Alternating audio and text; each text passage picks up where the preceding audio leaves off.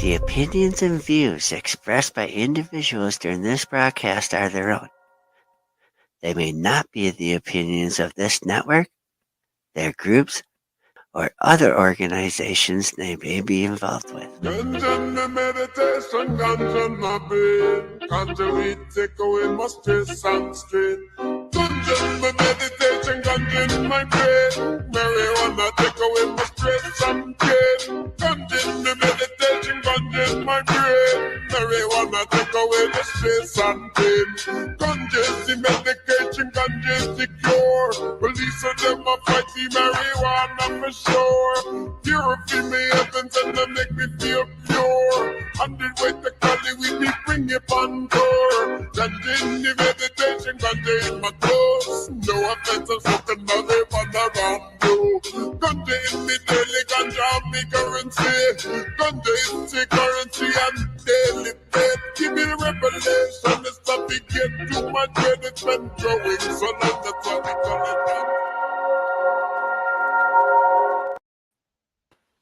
Hello, everyone, and welcome to the Ganja News Update for this Monday, February 12th, here on the OK Network.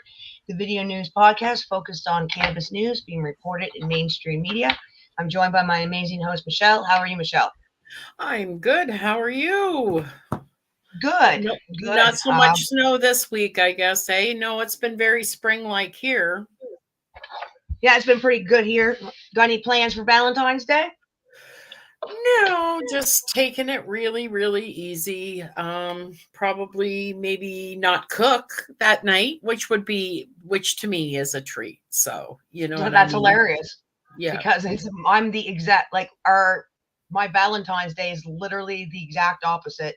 It's a school night. I'm with my son, who's 13, and we're cooking for Valentine's. Like he's really he's learning how to cook.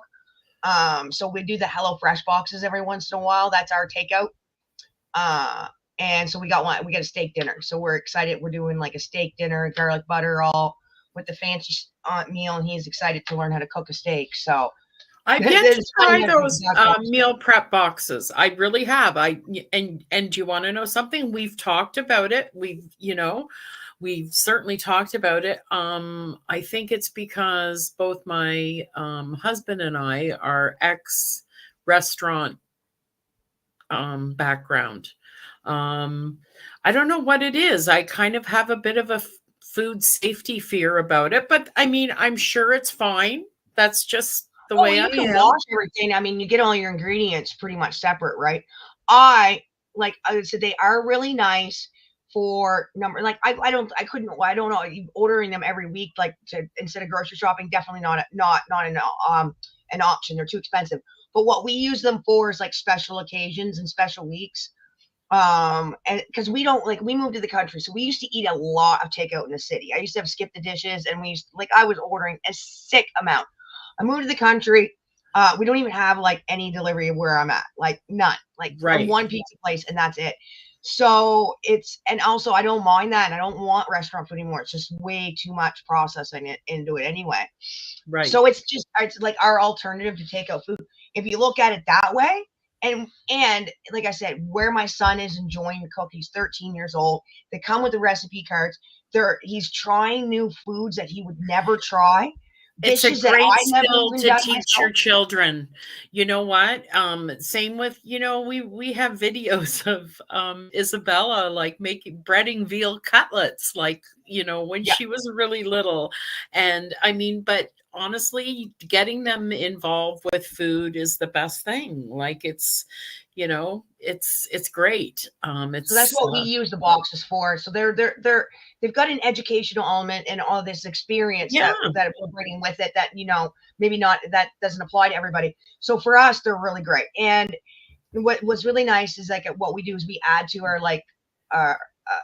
menu. And then, so we'll recreate those dishes with our own ingredients, which is obviously cheaper, but it gives us the inspiration to even do them or try combinations of stuff that we wouldn't try. Like I know that we tried, my son hated mayo, absolutely hates mayo, but we had a garlic aioli as a dip for our fries.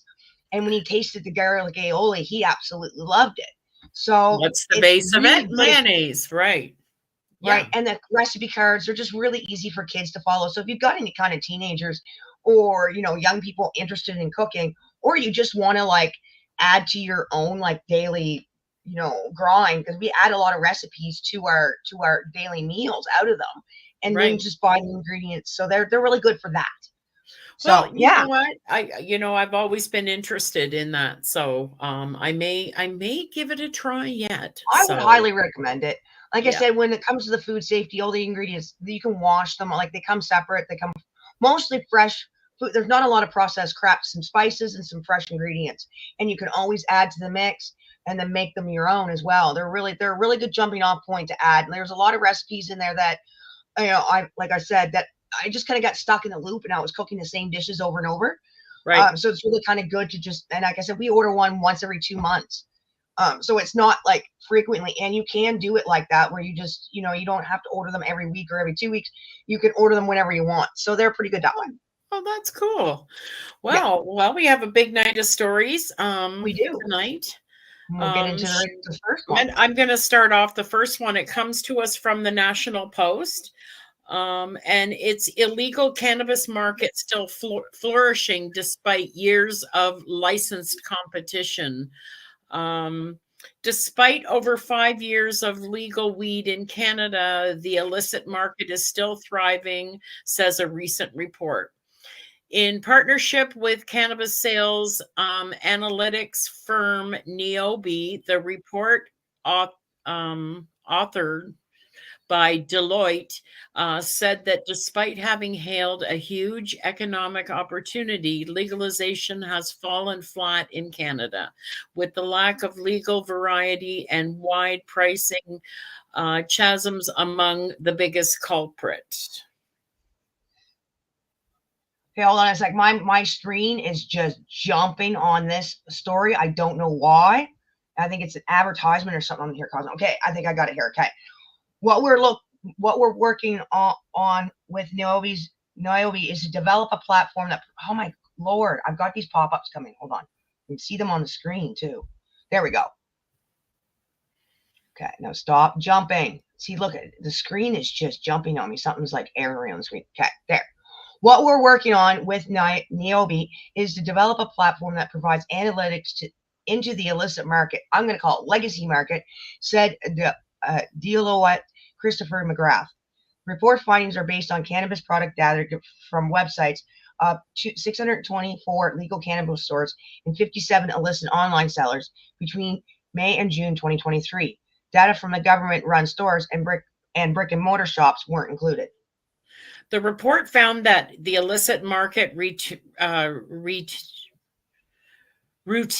stock a wider variety of items than licensed retailers, with an emphasis on flower, buds of dried, ready-to-smoke cannabis and extracts, and less on more complicated products like vape cartridges and beverages. It's mostly the strain variety, but also just the size, as McGrath said. You can buy kilograms from these online websites, whereas legal sites cap you at 30 grams. The report noted how brazen illicit sites were in their offerings, in many cases offering blatantly illegal drugs for sale, including LSD and magic mushrooms. It didn't seem like they had any fear of enforcement, McGrath said. There's lots of confidence in the illicit market, and there will be no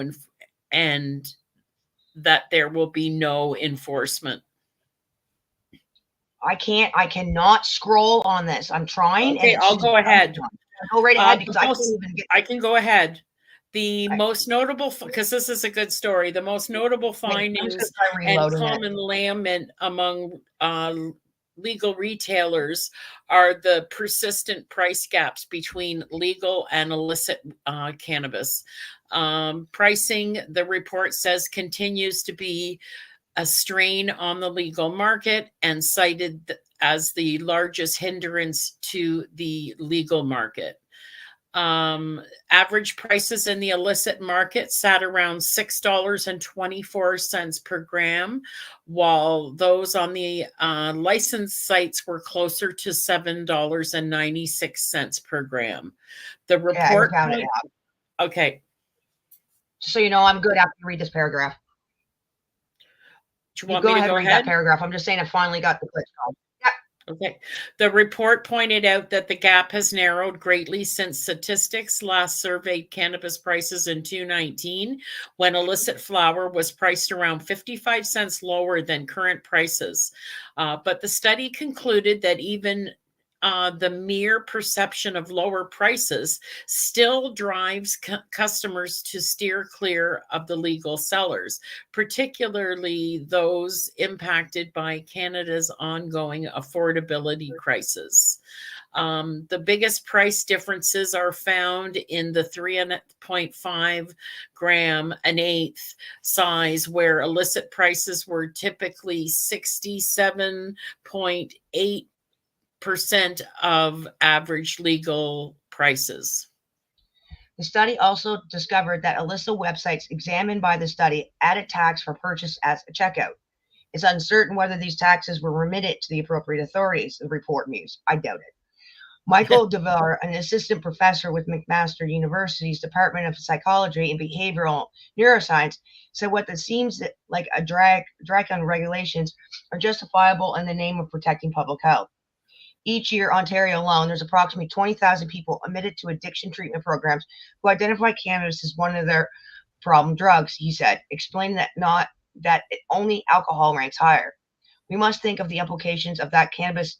Oh, my Lord.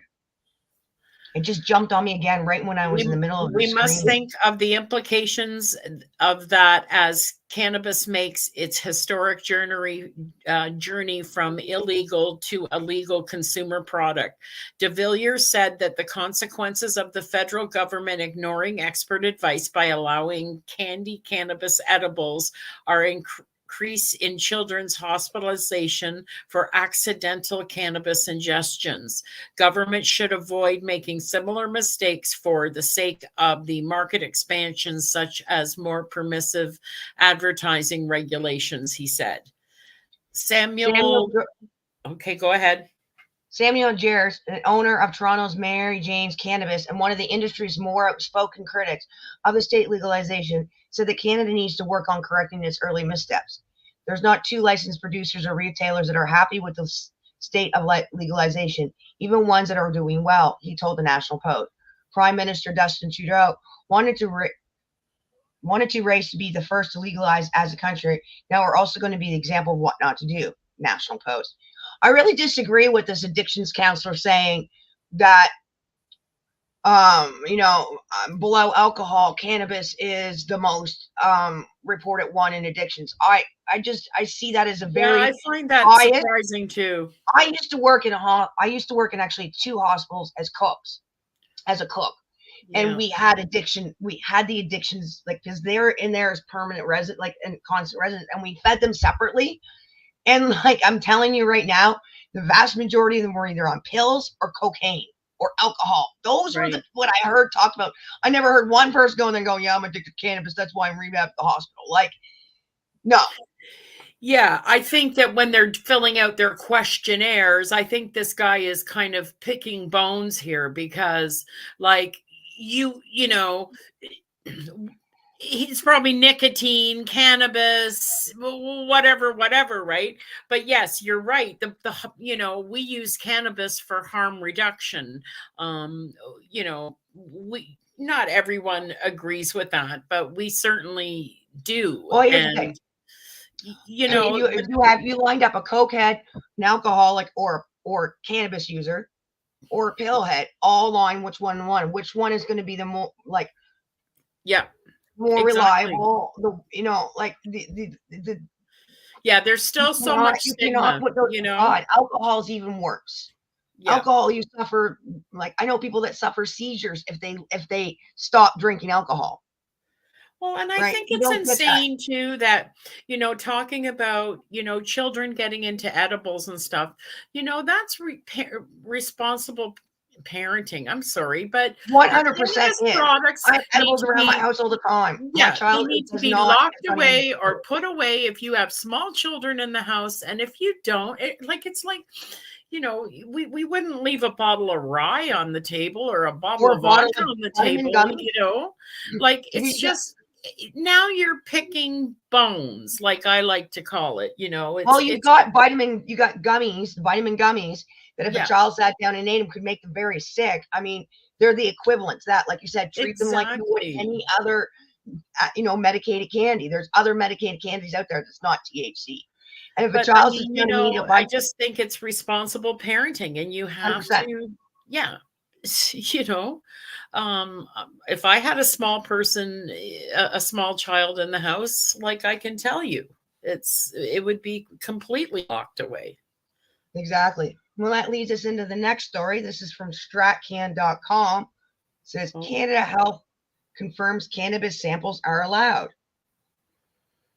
Despite some concerns posted online recently, Health Canada has confirmed that cannabis producers can provide samples to provincially licensed cannabis retailers and their employees. In an email to Stratcan, a representative of Health Canada affirms that federally licensed cannabis producers are not prohibited from providing a sample of cannabis to a provincially or territorial authorized retailer or their employees. The email also notes that such samples must comply with all applicable packaging and labeling rules and good production practices, no different than any other cannabis product they sell. This, of course, can only be done with the further approval of the provincial regulatory authorities, continues the email to Stratcan.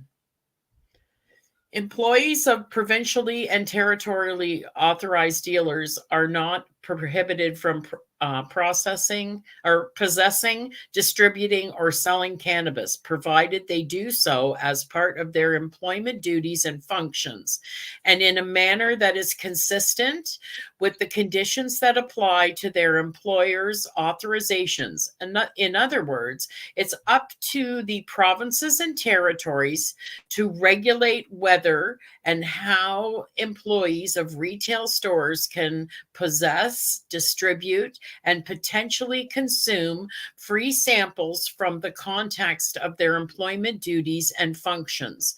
Each province and territory could have additional legislation and that relates to this type of activity. Stratcan also emailed 4 provinces that have created rules to allow product sampling: British Columbia, Alberta, Saskatchewan, and Ontario. All except Saskatchewan have confirmed with Stratcan that such sampling is compliant with their own rules. Saskatchewan has yet to reply as of this press time. Sampling has been allowed for some time, with Ontario and Saskatchewan allowing it since legalization began, and Alberta and British Columbia allowing it at the beginning in 2023.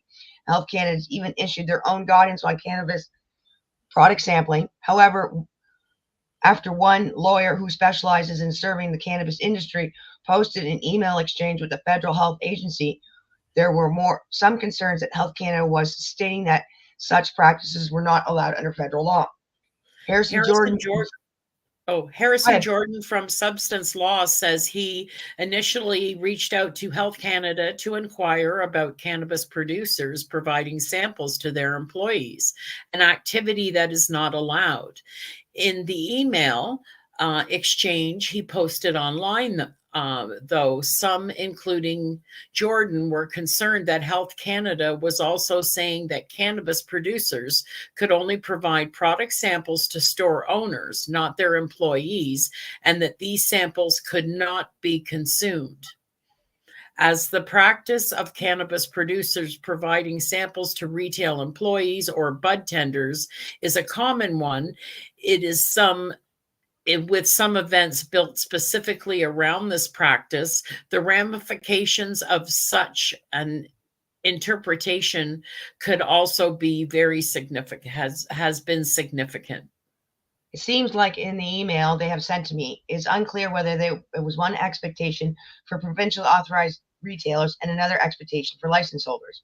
I'm glad they have provided that clarification. It could have been clearer when they reached out to me, but I'm very happy that they put that correction to this. Tina Fraser, a partner of Brazu Seller Seller Law in Ottawa, is also a lawyer who specializes in the cannabis space in Canada. Also, she says she's glad the issue has been clarified and set in favor of such activities. I'm happy to see Health Canada provide this clarification. Product sampling has proven to be an effective educational and marketing tool for producers that respects the policy objective of not inducing consumers. Ontario rules allow retailers to accept items, benefits, or services related to education or training, including cannabis product samples. AGCO has confirmed with StratCan that such sampling is allowed under their own provincial rules. Licensed retailers are able to accept items, benefits, and services exclusively for the provision of training or education related to cannabis. The expectation that the sample sizes would be small quantity of a particular strain of cannabis or product available in Ontario, and the samples should be received infrequently. Consumption of samples by licensees or their employees must be done in a manner that is compliant with all acceptable legislation, regulation, and standards. Saskatchewan's rules allow the distribution of cannabis to a cannabis retail store permittee. Alberta's rules allow cannabis representatives the ability to provide samples of cannabis products for marketing purposes for license use only. A representative of AGLC, which oversees cannabis in Alberta, told StratCan via email. The intent of the policy is that all samples provided are organized and approved through the retail licensee, who they can then choose to provide to staff. British Columbia rules allows federally licensed cannabis producers to promote their cannabis by providing cannabis store licensees product samples for a nominal fee. BC is the only province to require a nominal fee to be attached to such activities. A representative with BC's Ministry of Public Safety and Solicitor General, which oversees cannabis in the province, confirmed with StratCan via email. CRS and PRS, cannabis retail store and producer retail store, licensees and their employees can accept samples from the federal license holder, but are not allowed to supply cannabis samples to other retail store licensees. Wow. So what do you know, to hear, I mean, here it's, it's fine. They're doing it here. It's great. There's lots of people that are certainly, profiting off of these types of events, which is great, I guess. But there's, to me, there's no safety things, it's all about everyone trying the cannabis, as opposed to there's nothing really else educational for bud tenders going on at these events. You know what I mean? It's just strictly come and get your samples and leave. It's a 2-hour event and that's it. And that's great. I think that's great that they can go home and, sample them out and do that. That's great, or sample some there or what have you. But I don't know if it's necessarily driving sales. You know what I'm saying? No. Well, the only thing that it would be doing would be the only time you're driving sales is from the business to business part of it. Yeah. The supplier part of it, but that's not going to increase any kind of customer sales because they don't get any of those samples. I used to, and I don't this is another reason why the legacy market is doing better than the legal market. A legal market, I remember one of the things that we used to sell in the city in the dispensary was a sample pack. So you got 1 gram of all different strains. So you were able to go home, try which ones you like, come back and buy an ounce of what you and I don't see any of that kind of stuff offered in any of the legal market. They're probably not even allowed to, their fucking regulations. Right. To even sell something like that. But maybe I just don't see any innovation. Oh yeah, and so that's a good point, because like at the beginning, they had sensory bars set up in some of the stores where you could smell and see if, make sure that it wasn't a terpene. Like for me, I can smell the terpene I don't like a mile away. Yeah. So for me, it's very much, pay your money, take your chances, because like I said, I can smell the one that I don't like a mile away. But and at least now most of them are listing the terpenes on the package, so that before, you don't have to crack it to know. So, but yes, you're right. Like if I go out to First Nations, they open the whole jar for me and let me smell it. You know what I mean? It's like, when we ran thank you. Yeah, exactly. When we ran the dispensary, that's what we used to do. But we didn't want the weed to dry out, so I used to have these little mini jars.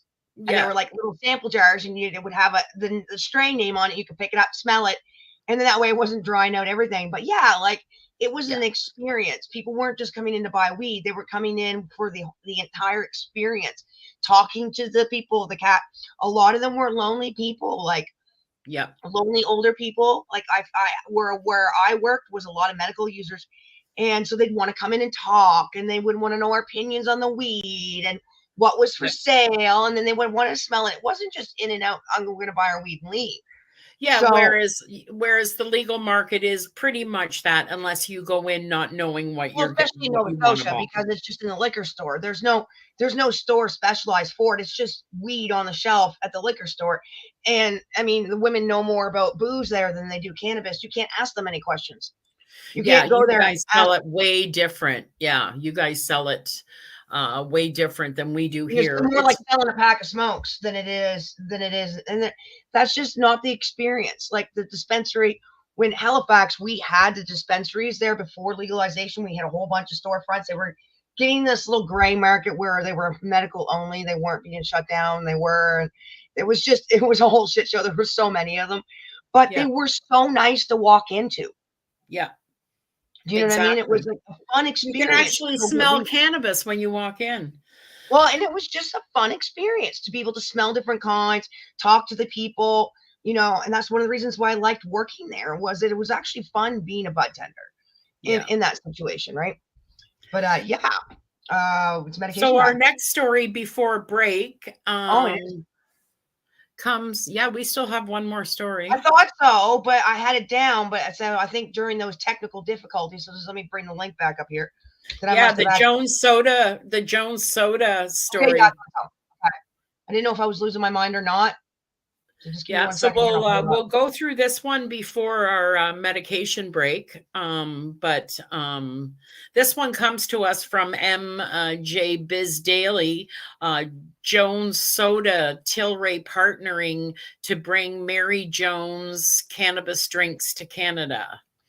Seattle-based Jones Soda Company is partnering with licensed producer Tilray Brands to bring infused beverage brand Mary Jones to the Canadian market, starting in Ontario. Jones Soda Company is a craft soda manufacturer and with a subsidiary dedicated to cannabis. Until now, Jones Soda has distributed only non-cannabis products in the Canadian market. Jones Soda Co. THC-infused beverages are expected to be for sale in Ontario, the largest cannabis market in Canada, in the first quarter of 2024, according to the news release. Manufacturing and distribution will occur through Ontario headquartered Tilray Brands. Top firm Green Hedge will support sales and field marketing. Jones Soda Co. said an expansion into other cannabis categories is in development with Tilray for the Canadian market. We are excited to partner with Mary Jones and to produce their one-of-a-kind beverages at our state-of-the-art London, Ontario facility, Tilray Canada President Blair McNeil said in a statement. The Mary Jones brand has seen an enormous success in the United States, and we look forward to being part of their rapid growth in Canada.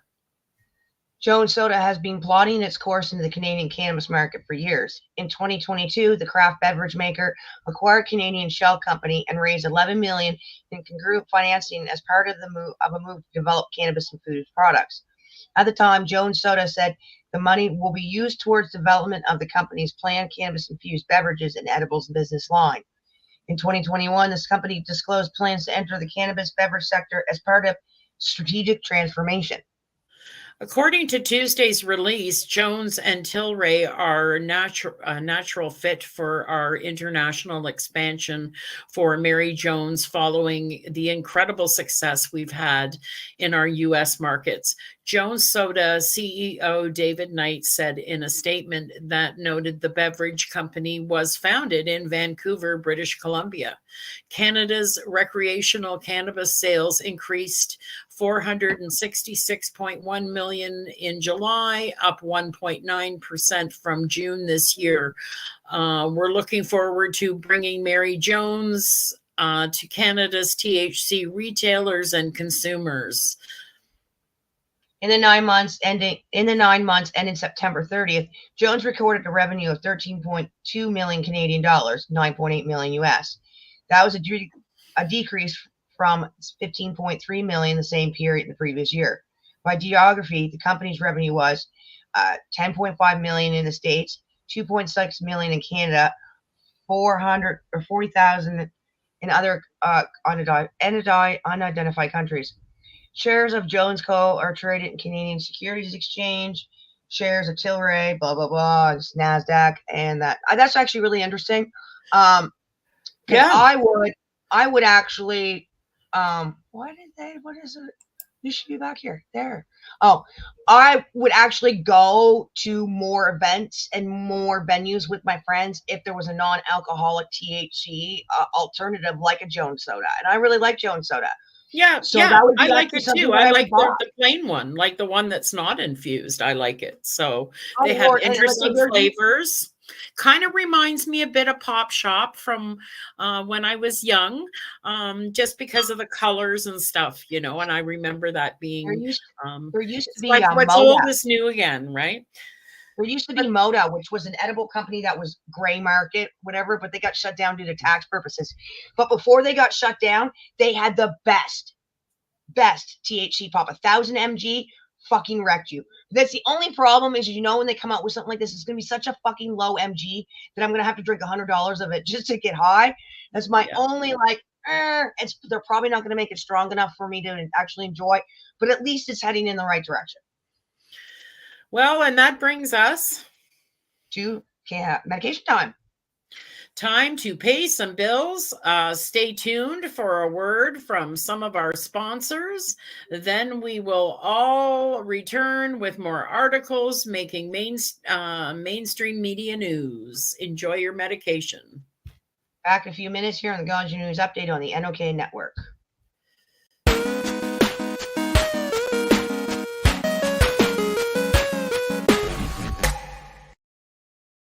Are you a Northern Ontario resident searching for credible information on cannabis as a medicine? No Sir is here to help. Established in 2013, Northern Ontario Cannabis Education and Resources is here for you.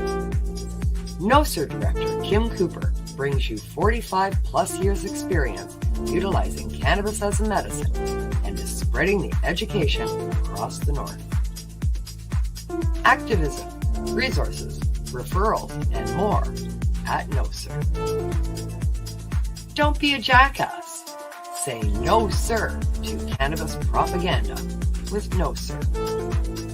Find us at www.nocer.ca.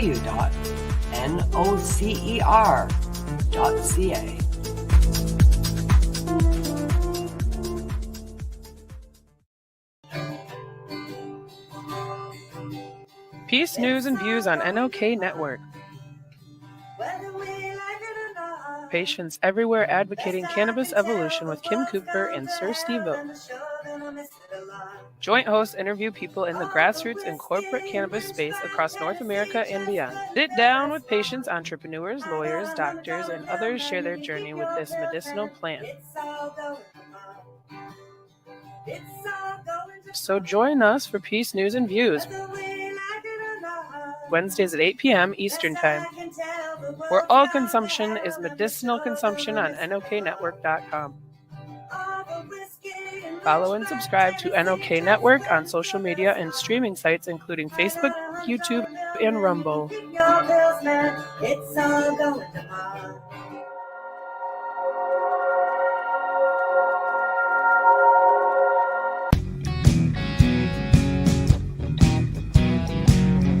Psychedelic Tuesdays on NOK Network. Tune in at 8 p.m. Eastern Standard Time on Psychedelic Report. Ufa Alvarius is scouring the newsletters for stories being reported in mainstream media on psychedelic rights and passing them on to Hobby Puppets and Karen Simpson so they can bring you, our listeners, in this 60-minute video news podcast.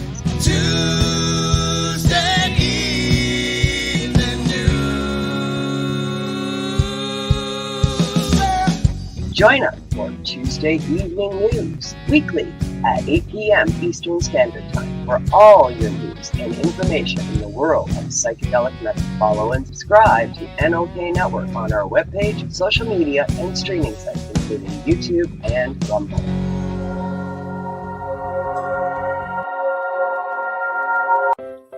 Join us for NOK Network monthly specials, 12 months a year.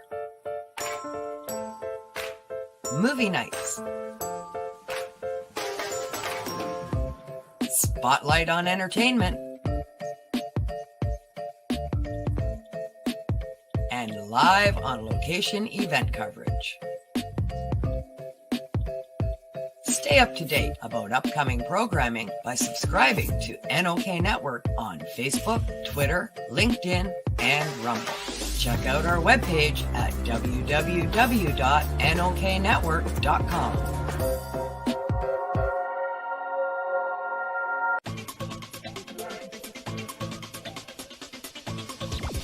Advertising space available at NOK. Contact us for a rate sheet at noktnetwork.com.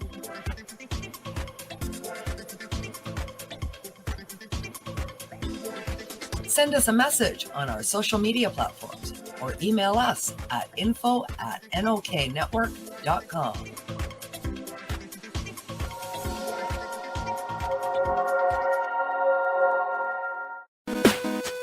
Welcome back to the show in our regular program.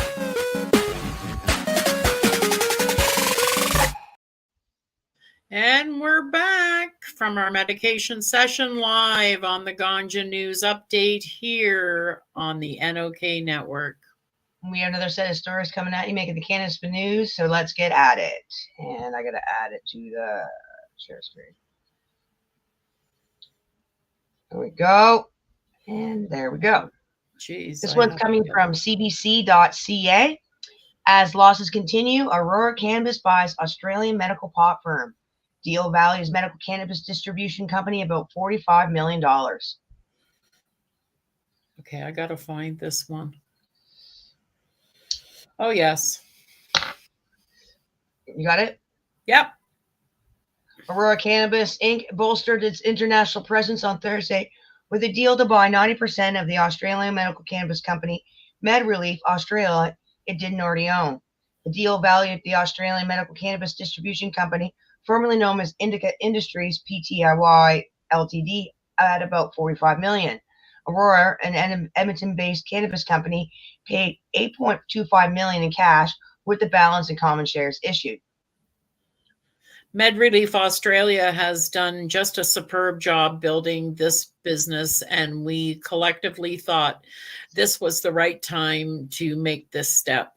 Aurora Chief Executive Miguel Martin said on a Thursday call with analysts. The deal, which came the same day as Aurora reported a third quarter net loss of $25.5 million, builds on a relationship Aurora has had with MedRelief Australia since 2017. The Australian medical cannabis market is a clinician-led, and it issues a traditional pharma-like product distribution model, Aurora said. The company has applied learnings from its Canadian businesses to guide how to operates in Australia. This is really bad. Operates in Australia and elsewhere. Having excellence in Canada, which is a crucial federal legal medical cannabis market, allows you to learn and become adept at navigating other federally legal cannabis markets, Martin said. Our leadership that we have in Germany and Poland and in other of these key markets come directly from what we've learned in Canada. And we are able to leverage similar products and similar executions because of the world-class production in Canada. The expansion into international markets has been well worth Aurora's time, he added. Usually the top 5 companies will account for 2/3 or 3/4 of the overall business in these European markets, whereas Canada, it might take you 20 to 30 companies, he said. So the benefits are there. The deal was announced just as Aurora reported a third quarter net loss of $25.5 million compared to a net loss of $67.1 million the year earlier. The results amounted to a basic loss per share of 5 cents compared with a loss per share of 20 cents in the same quarter a year ago. Analysts have had expected the company to post a basic loss per share of 1 cent, according to financial markets data firm Enifid. I can't even pronounce that. Aurora said its lower net loss stemmed from 32.7 million increase in gross profit and a 10.4 million decrease in operating expenses. Its net loss from continuing operations of 25.2 million compared to a net loss of 62.4 million a year earlier. Its total net revenue for the period ended in December 31st hit 64.4 million compared to with 61.1 million a year prior. If there's one takeaway from our investors, it would be that strategically and financially where we were in the best shape ever, Martin said. Aurora's medical cannabis net revenue was 45.1 million compared with 38.9 million in the same quarter the year before, while its consumer cannabis net revenue was 11.6 million compared with 14.6 million the year earlier. The results pushed Aurora's share price up almost 4% by 2% to 54 cents in the afternoon trading. Yeah, I mean, let's face it. Since, MedRelief has got some of the best medical cannabis products in the market. Honestly, they're fantastic. The Abbey Decal oils, and they've got oils that are just incredible, different, that people do extremely well on. So obviously it's very successful in Australia. So there too. So I'm not surprised. They've really, let's face it, everyone's still losing money, but I don't know. I think that they're going to be one that's going to survive. I don't know. Not all of them are. Next story. This is from the Guardian.com. I'll let you open this one. Oh, sorry. This one is Wonder Drug. Is the UK ready for the green rush of medicinal cannabis? In the US, medicinal cannabis is a multi-billion-dollar industry. We go behind the scenes at one of Britain's top secret growing facilities and meet the experts who believe it's high time the drug's potential was harnessed in the UK too. You might not quite have noticed, but Britain in the midst of a cannabis revolution. At one point, its proponents said that the potential to reshape modern medicine. It's happening quickly and quietly, with scientists and doctors ushering a new era of high-tech flower power. As of today, over 60 countries have legalized some form of medical cannabis. Since November 2018, that's also been the case in Britain. Some 30,000 of us have already been prescribed cannabis for conditions ranging from arthritis to epilepsy, anxiety to multiple sclerosis. Experts predict that the list will soon grow longer, and specialist surgeries are springing up nationwide to cater for ever-growing demand.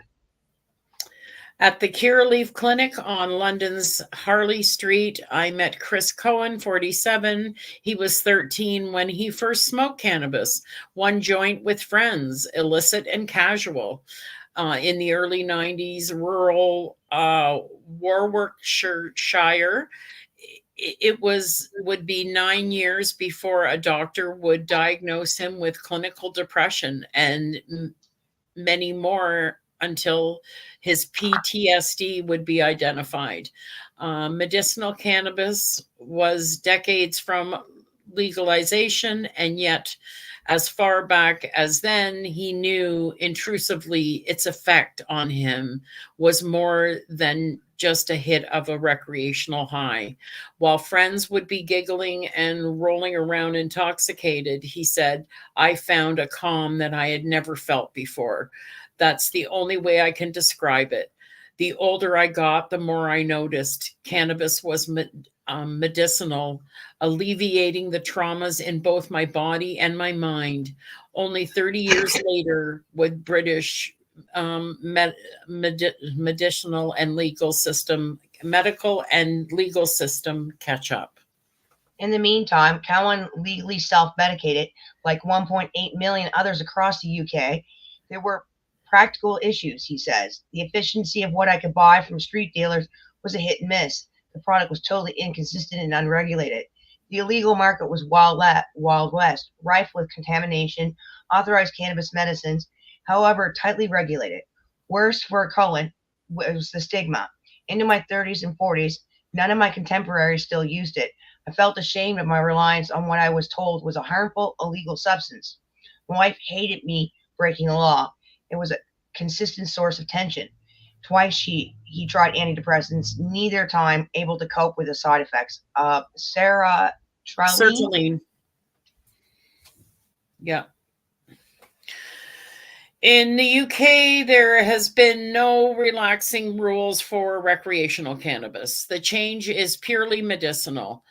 Cohen receives his prescription much like any other. Appointments with specialists, doctors, regular checkups, medical grade, heavily regulated products with strict guidelines for consumption. Medicinal cannabis comes in many forms: oils, creams, cartridges, capsules. Some people, like Cohen, are prescribed the dried flower, which he vaporizes. The prescription process is stringent. Those referred need to have existing diagnosis and have already tried other conventional medicinal interventions before this.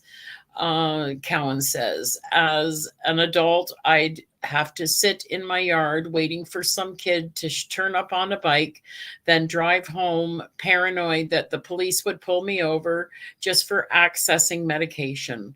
When I found this clinic, I went from being criminalized to being a normal member of society. There are more than 200 CCTV cameras across Celadon's 100 square foot state-of-the-art cannabis growing facility. High fencing, airlock doors, and number plate recognition. To visit, the NDA must be signed to ensure no details emerge of its top secret location. Its vast gray buildings have no exterior signage or branding, ensuring an autonomy. The only site giveaway the company's co-founder Paul Allen accepts is the stench of cannabis wafting out across otherwise unassuming gray industrial estate. A high-tech filtration system is due to be installed imminently. Celadon was set up by 2018 by Allen, two business partners, after they read about medical cannabis legalization. There's one of the first firms in the UK to be granted cannabis growing license. So far, 20 million have been invested in the top 30 million value of their estate. They've been betting on big returns. Market experts estimate the global medical cannabis industry generated $6.82 billion US in 2020. A number expected to reach $53.88 billion in 2023. At full capacity, this facility will provide medicine for 50,000 patients. That's roughly 9 tons of cannabis produced a year. We took our finest commercial harvest late last year, Allen said.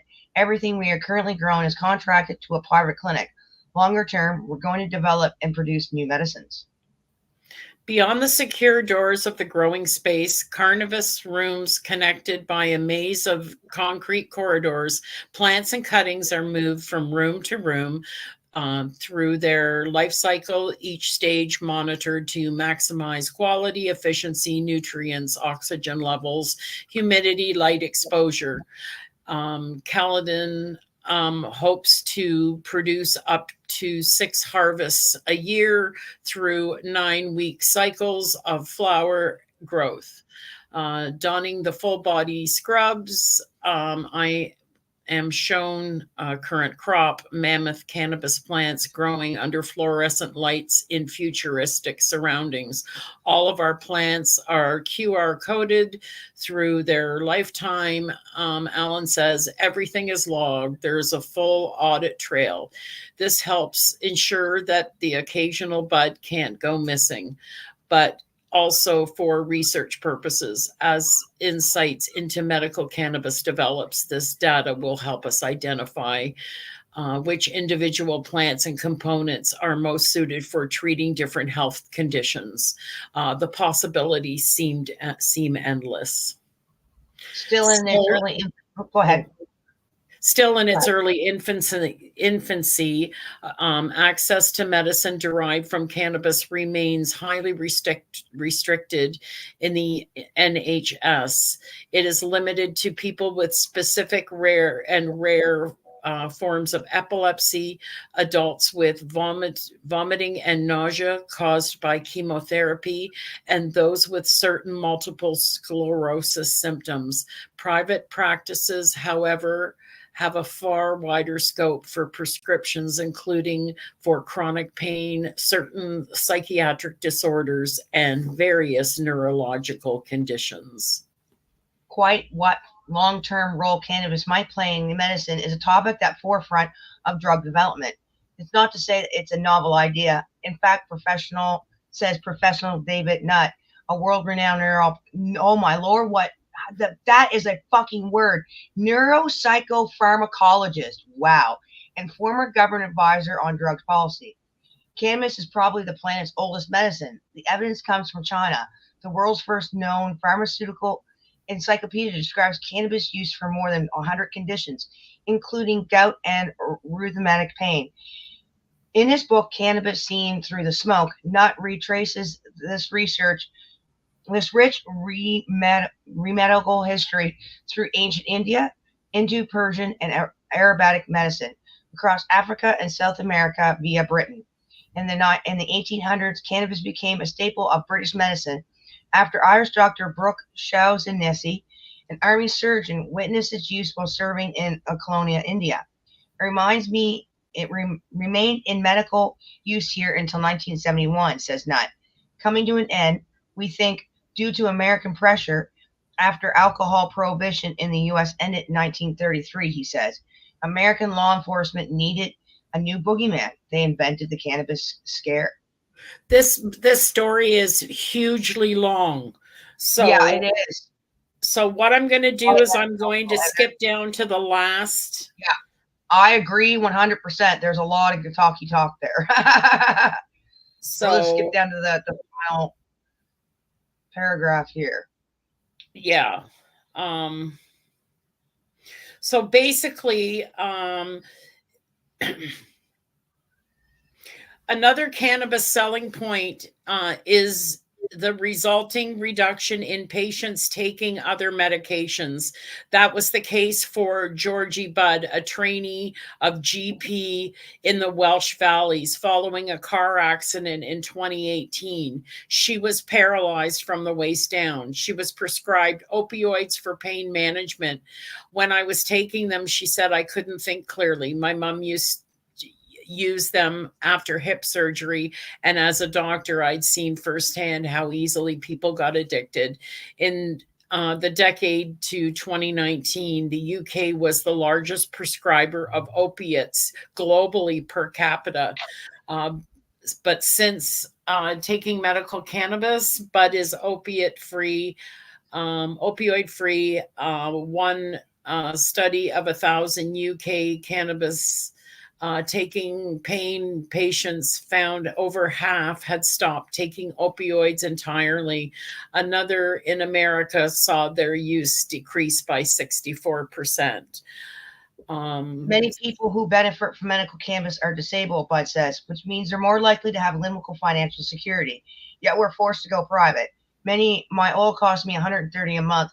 I'm able to afford by cutting back in other areas, but I'm struggling. When Holden tells his colleagues her current world of work, she still gets mixed responses. However, some refuse to listen, she says, calling it a gateway drug. More and more, however, reading the research shows an impressive result and a far more open-minded. Making judgments based on evidence, not prejudice and preconceptions, is just so obviously working, at least for who those can access it. What we do, Holden is clear, is compare it with the legal market. We monitor to ensure no harm, people get off painkillers and opioids, and improve the quality of life with medical quality, tightly controlled and scientifically backed up medication. Plus, drug dealers, well, they'll work on the imperial measurements. We do metric. That's a really good article, because I love that they are taking so much consideration into harm reduction. Because everybody argues that cannabis is a gateway drug. I've heard that ever since I was a kid. So these people are proving that it can be used to actually get you off worse drugs. Then that just kind of kills that whole it being a gateway drug, doesn't it? The only thing that still bothers me, though, is that you have to exhaust every other prescription stuff before they'll give it to you. It's this, it's that might to change, me, cannabis should be the first line of defense. That might change. So we do have one research that comes out like this, though, right? Exactly. So we'll lead into our last story for tonight, so we don't go over time too long. Long tonight. That one was way longer. It was a good story, though. I was glad to hear about that. So we'll go right into the last story here, and this one is coming from MB Biz Daily. Thailand's wild east cannabis industry braces for regulatory earthquake. I'll let you go from there. Thousands of cannabis businesses in Thailand are bracing for major legal and regulatory changes as the country looks to curb adult use sales and pivot the industry back to a medicinal market. The government's latest draft cannabis law looks to end the legal vacuum that is unintentionally allowed the recreational cannabis industry to flourish after a 2022 decision to declassify the drug as a narcotic. The new law could radically alter the business prospects for thousands of cannabis store owners and cultivators if they are not fully compliant, depending on how authorities choose to enforce the new rules.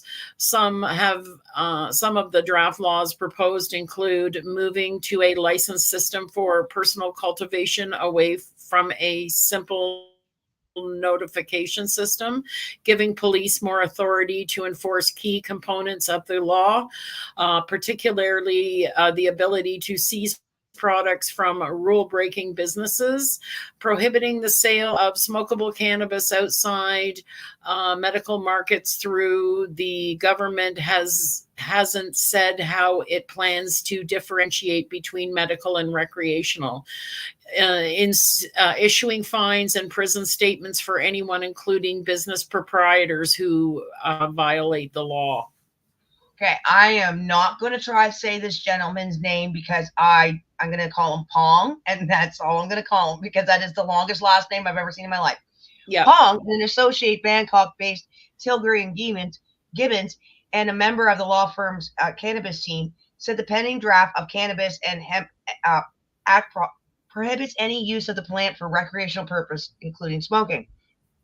However, the draft is still under consideration, and the public hearing was just completed at the end of January 2024, he told MB Biz Daily via email.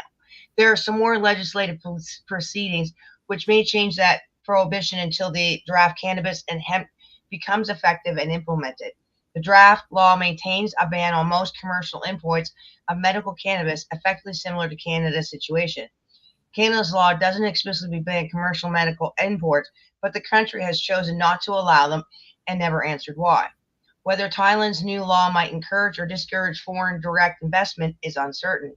Many experts say that Thai's government pivot away from adult use cannabis might make the country's market more appealing to international businesses keen to invest. Michael Ost, president of Ontario-based Quanta Consulting, said Thai government faces a daunting task in its attempt to reboot the industry. They let the genie out of the bottle with descheduling, he said. Now they have to put the genie back in the bottle, and it's going to be one of the biggest questions and challenges they will face when drafting new regulations. What went wrong? To understand the current situation and potential future path for the Thai cannabis industry, it's important to understand what went wrong. After Thailand decriminalized cannabis in 2022, the Ministry of Public Health stated that the recreational use was never part of the plan. Instead, government officials said that the public policy goal behind delisting cannabis as a narcotic was to support medical wellness and to help the economy.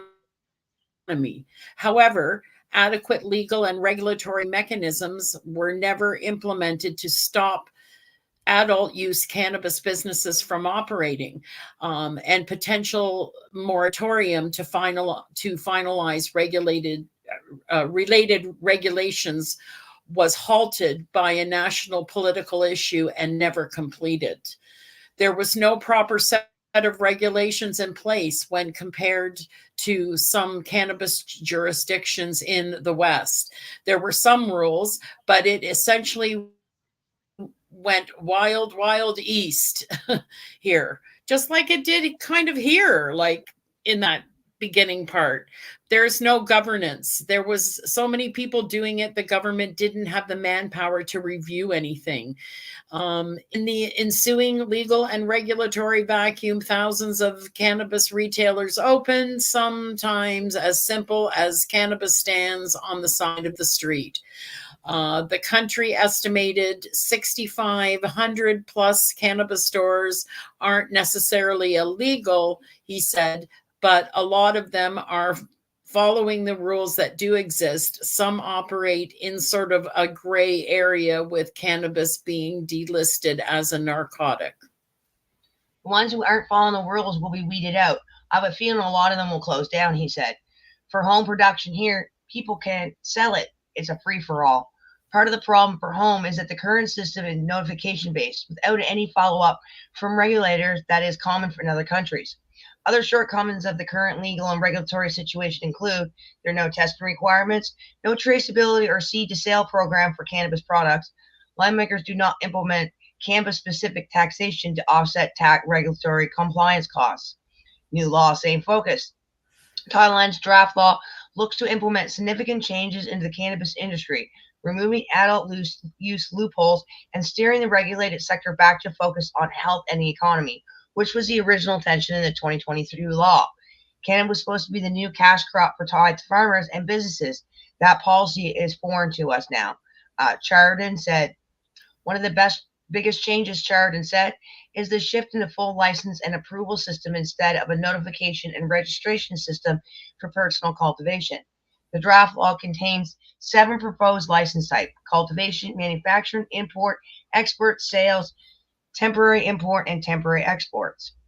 The 3 sizes for commercial cultivations: below 5 rod, 550 to 20 rod, and 20 to 400 rod, which are acres. The proposed law specifically stipulates that adult use sales will not be permitted, and existing stores will be allowed to sell dry cannabis for recreational smoking. Won't be allowed. Potential cannabis business licensees must be a Thai national older than 20, have an address in Thailand, and have no convictions in the past 2 years.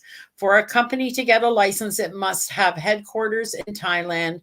The director must be a Thai national, and the company should be majority owned by a Thai national. The draft law proposes to implement certain prohibitions, including banning the sale of cannabis and extracts for adults use purposes, prohibiting online sales, banning sales at unapproved street stalls, and attractive pricing strategies. Police are being given more authority to clamp down on illegal sales and cannabis extracts, and more than 0.2% THC would be classified as narcotics. The new law proposes giving police the authority to search cannabis businesses and seize products if the company is found to be violating any rules. Previously, law enforcement did not have such power. Legislators are also considering criminal and financial penalties, including fines and jail time. Illegal cannabis importers could be subject to $14,000 in fines and 5 years in jail. Where some countries legalize certain cannabis use and rely on imports, Thailand is going the opposite route. Gerardo said commercial medical imports of raw cannabis flower, hemp flower, or extracts will not be allowed. Instead, cannabis imports will be allowed only for scientific research, education, and testing. The Thai Red Cross, used by the government licensed medical cannabis patients, seeds, and new cultivars. The new draft law doesn't appear to have track and trace requirements. Charzon said that Thai businesses that follow rules shouldn't be too worried. He cautioned, however, those floating the law, including those openly promoting and selling illicit cannabis online, foreigners selling hash concentrates, which would be banned under the draft law, and anyone selling imported cannabis should be concerned. Follow the rules of the land and set the right standards, Charzon said. If you don't respect the law, you don't create the issues just for yourself, potentially for others. Well, we'll see how that goes, because you guys kind of opened the can of worms. Well, I'm glad that I understand it now, because obviously what happened there was all the stores there opened during a gray area, Yeah, they must have put, like, they descheduled it without making any laws around it. So they were able to go... So they put, like the wild east, as they said. Cart before the wagon. Or how do they call that? They put the cart before the horse. Yeah, but now they should have made the laws and descheduled. They did it the other way around, and now they're kind of like caught with their pants down, and it's like, Just goes to show, though. Just goes to show that a change in government or something like that could take it away as easily as they gave it. So, 100%. There you go. That's why I just do me. I don't care what the government says. I just do me and live to my own. Do you know what? I'm starting to feel that way too. I really am. I just make sure not to travel to countries or carry any amount. You know what I mean? Like I'm gonna smoke weed till the day I fucking die, whether Canada revolts back or not. I'll still sit here and I'll still grow my cannabis in my garden, and I don't care. Like I smoked it back to the end. Yeah, we'll get going tonight because we have some long stories.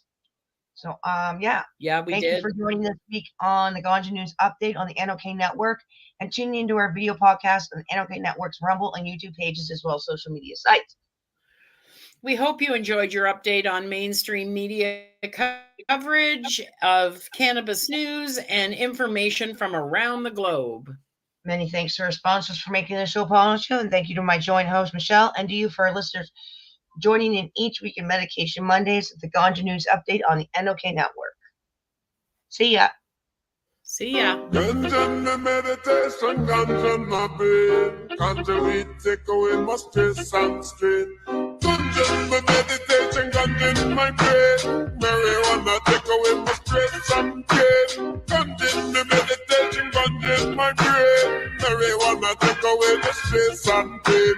Ganja is the medication, ganja is the cure. Police of them a fight the marijuana for sure. Purify me heavens and they make me feel pure. And the way the cali with me bring it on door. Ganja in the meditation, ganja in my clothes. No offense, I'm something other one around you. Ganja in me daily, ganja me currency. Ganja is the currency and daily bed. Give me the revelation.